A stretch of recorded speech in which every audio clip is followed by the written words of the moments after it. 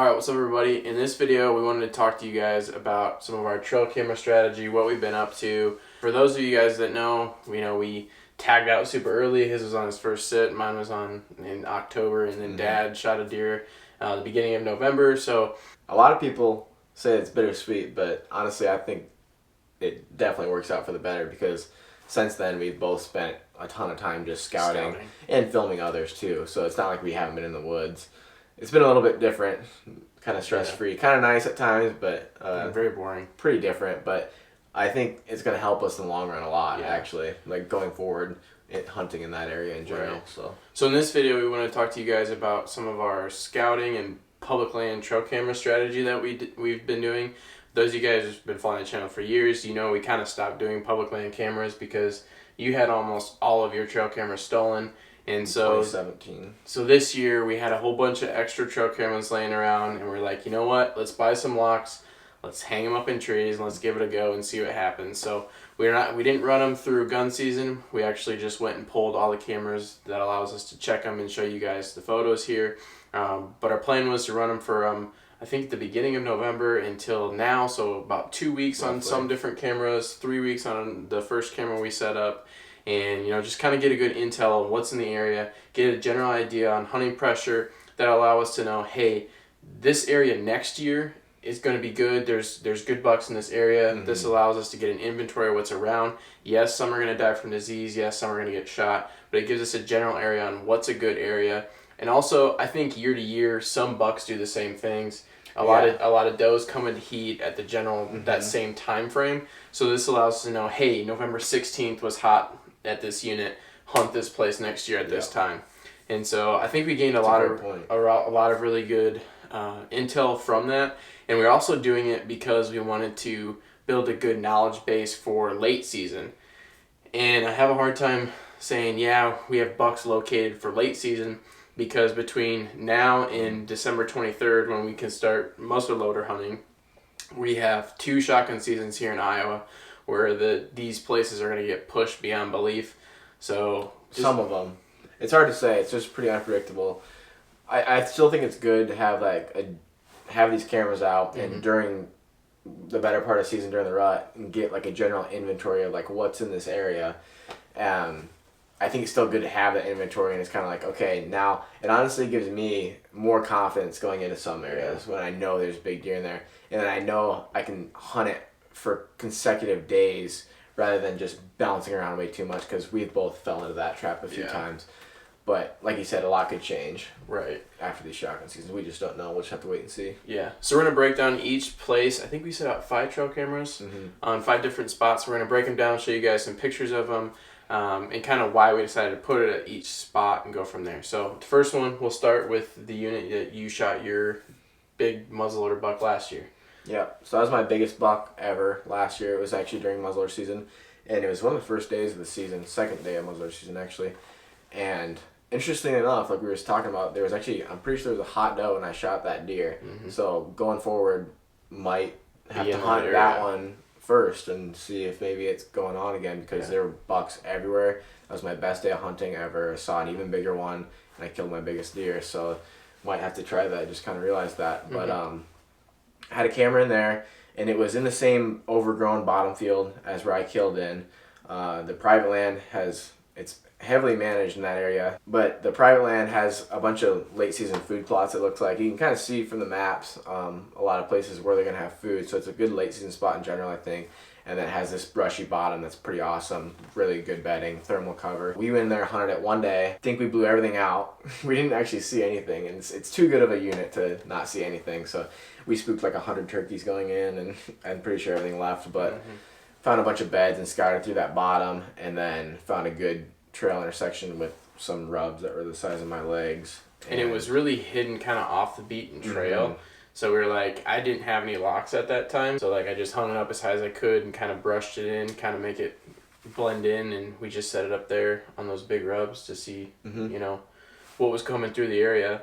And interestingly enough, you got a couple big buck pictures and a guy on trail camera. Oh yeah, we did get one guy on there. And I don't know if he didn't see it or if he was just an honest guy, but... Thank you. Thank you. Whatever it is, thank you. That was the only one we didn't lock up.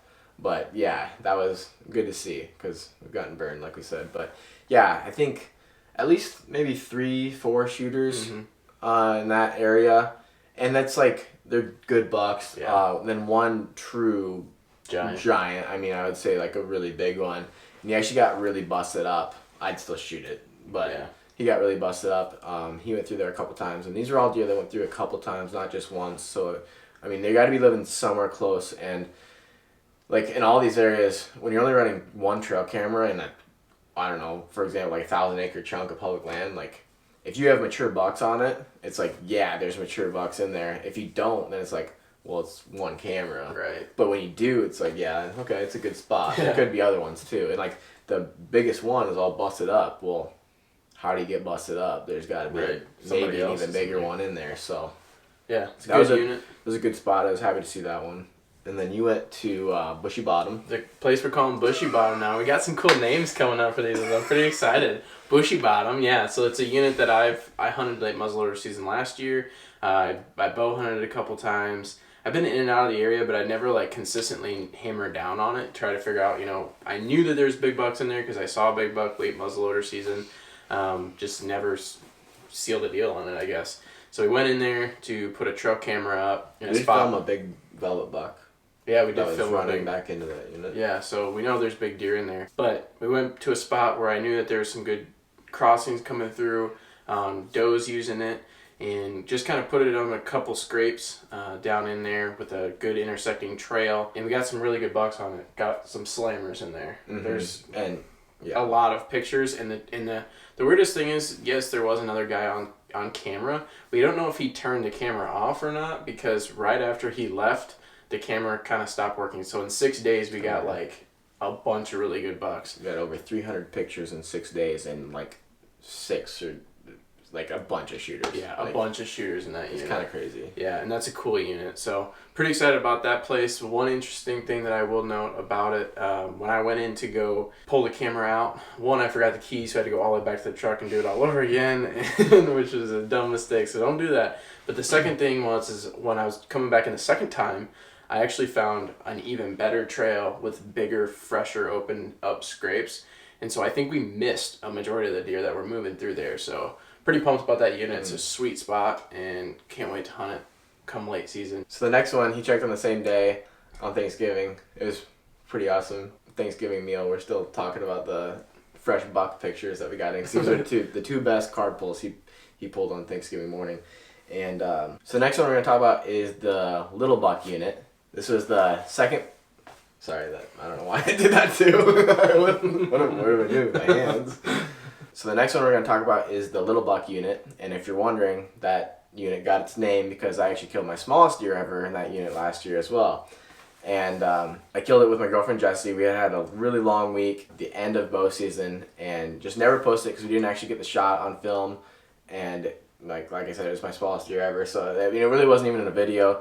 So you guys probably never even saw it, but killed it with her. It was a ton of fun. I was ready to shoot something, and I had actually hunted that unit several times last year and had some pretty good hunts. I saw a big buck in there early season, and then I had some decent hunts the rest of the year, but never saw anything else big. And then that week we hadn't seen anything, and I finally told Jesse the next buck that came in I was going to shoot. So he was the lucky little feller, and I smoked him at 15 yards on the ground with two of us there. So it was really fun, but that's how it got its name. The cool thing about it is the little buck unit I think has the biggest bucks in it. That is the cool thing. On trail camera. So pretty pumped about that. So I went in and I put a trail camera on a spot. We actually hunted it a couple times early season. Didn't see anything of size, but we got a really good intel on getting in and out for access and figuring out, where deer are really crossing. I found a couple really good crossing areas because of some pinch points. And so I'm like, I'm going to put up in this tree and I'm going to watch over this trail here and see what comes in. And we got a ton of big bucks on that camera, and I'm super pumped about that spot. We actually went in and doe hunted a little bit, and we saw even more bucks. We just couldn't figure out how big they were because they were a long way away. But it's a really good spot, a really heavy trail that deer are utilizing, and just on a whim, honestly, there was nothing other than luck to it, other than knowing that there's pinch points on both sides, and they're having to use these two trails to come down if they're going to cross in that little area. And so I just put it there, and as luck would have it, we got one of them is a stud, and he's busted up too. I don't know what it is about these big bucks getting all busted up this year, but he's big. One thing in the little buck unit that I want to point out with checking my trail camera that morning, I actually bumped a shooter out of his bed right in front of the camera. I almost forgot about that. And I don't know how it's gonna come out in the video or not, but I talked about it a little bit to the camera since I had it, and I filmed him really quick. It's really hard to tell, but I actually found his bed, and the next day while doe hunting, Hunter and I just decided to sit in this buck's bed, just because we'd want to see if the does would come and check it, and you know, it was a good spot to set up. Right. It was a perfect spot, and he let me get probably 50 yards from him before he got up. And when he got up, I started filming him. I found a giant rub, which was right off of the trail of where I ended up having the camera anyway. But the one thing cool about it is the fact that, you know, that buck was there, but we didn't get any pictures of that buck going to that bed. So it's like we're talking about, you have that trail camera up and we're like, oh man, we're getting so confident in this spot. And or you could use it and be like, well, I'm not getting anything, I'm unconfident about it. Right. But the deer was literally, I'm not even joking, you guys, he was bedded 50 yards at most away from this camera. Not even kidding you guys. And he didn't come up on camera. So don't base everything up just to the camera, because we do that on the farm a lot. So I wanted to make sure I pointed that out too, because that was a cool experience I had. And with the muzzleloader, if that was like muzzleloader season or gun season in general, that deer is probably gonna get shot. So hopefully he gets smarter until we come around. Right. But yeah, I thought that was pretty cool. So the next two units are units that we never actually have even stepped foot on until I went and put a trail camera up in both of them. One of them is a smaller piece that we always would drive by, and I'm like, you know what the heck, I'm going to go in there and I'm going to throw a camera up, because it's just so close that you can't just keep driving by it. You got to know what's going on. And we don't see a lot of hunters there, actually. Right. Which is the other thing we wanted to check out. Yeah. So I put a camera up in a spot. I don't know if it was the best spot or not. It's just hard. I put up into an area that you had to cross the creek to get to. It was super thick. It was so thick that I had to use the creek to try to find a spot to access to get somewhere. I found a dead buck randomly, just laying in the creek. A good buck, just randomly. No bolt, no arrow holes, no nothing on it. So I don't know what it died of. I didn't contact the local DNR. I didn't feel like waiting on him to get a salvage tag or anything. So I just left the buck in the creek and just kind of walked away and carried on with my day. But put a trail camera in a spot up in a tree, and we got nothing. So I mean, just kind of. It was a good spot. Beat down trails, and we don't know if it missed them or what, but just I'm not gonna say I'm not gonna hunt that unit, but I just don't have that confidence, you know. So then the last place that we went to is a unit that I'm calling the frame pack unit, because the first time I went into it, I didn't know where any of the trails were at, and I just kept going up and down ridges, and I'm like, oh my gosh, we're gonna have to pack a deer out if we shoot some in here. And so we actually found better trails going in and getting the card and pulling the camera, and we got the most pictures out of this unit than any other spot, and it's only because I set it up in like the one easy crossing area for these deer to cross this fence and go into the private. There's a big creek that runs through this unit, and I put it up on a spot where it pinched the deer up, and there was the fence from the public into the private. It actually is kind of like lower there, so it's kind of that natural area. The deer like, it's easier to cross here. Let's just cross right here, and you got a whole bunch. I think we got 1,500 photos in 2 weeks. 2 weeks. And nothing. There wasn't as many giants in there, but there was a couple big good shooter bucks. I'd say 3 shooters. Not all of them daylight, but like that trail just beat the mud, and it's kind of interesting because I didn't think. That it was kind of one of the spots that I had the least confidence in going into it. It was another one of the closer spots that we're trying to check out. The access is kind of weird, but it's actually pretty hard to get back in there too as well. And I was pretty impressed with it. There's a big 7-pointer that's looking pretty hot. He's gone through in daylight a couple times, and that trail's just beat the crap. Like you said, that creek bends around, and then there's actually a ditch that extends from the creek.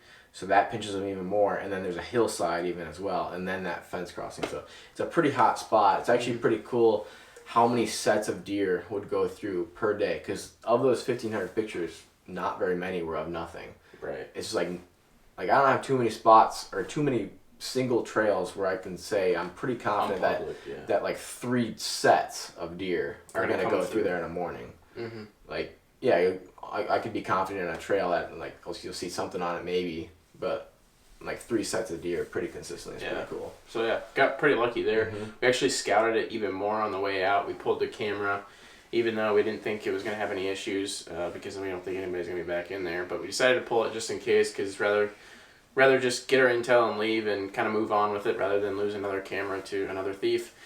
And so we moved into the unit and kind of checked it all out, and there's some of the most beat down trails I've ever seen.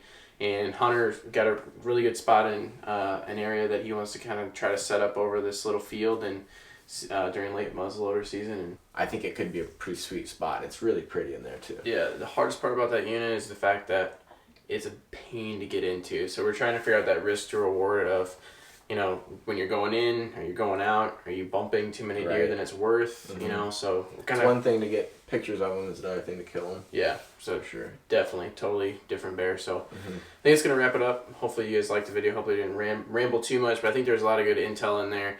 Overall, if you guys are thinking about using trail cameras, I think it's a good tool, but definitely get the locks, and I'll link them in the description box below.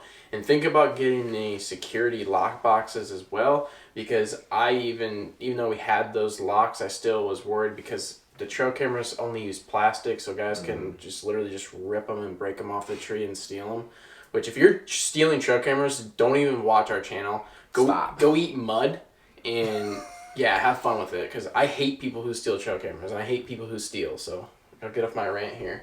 But yeah, gonna wrap it up here. If you guys liked the video, please make sure you hit the thumbs up button and subscribe, and we'll see everybody in the next video, and thanks for watching. Plus, if you're shooting 70 pounds, it's too much weight, and what happens if a deer comes in from above you? What are you going to do then? I don't know, man. What are you going to do then, Hunter? I don't know. You're shooting 72 pounds. What you going to do then? I'm shooting 74 pounds. You're going to have to draw it like this? But what happens if he's below you and you got to shoot it with your foot?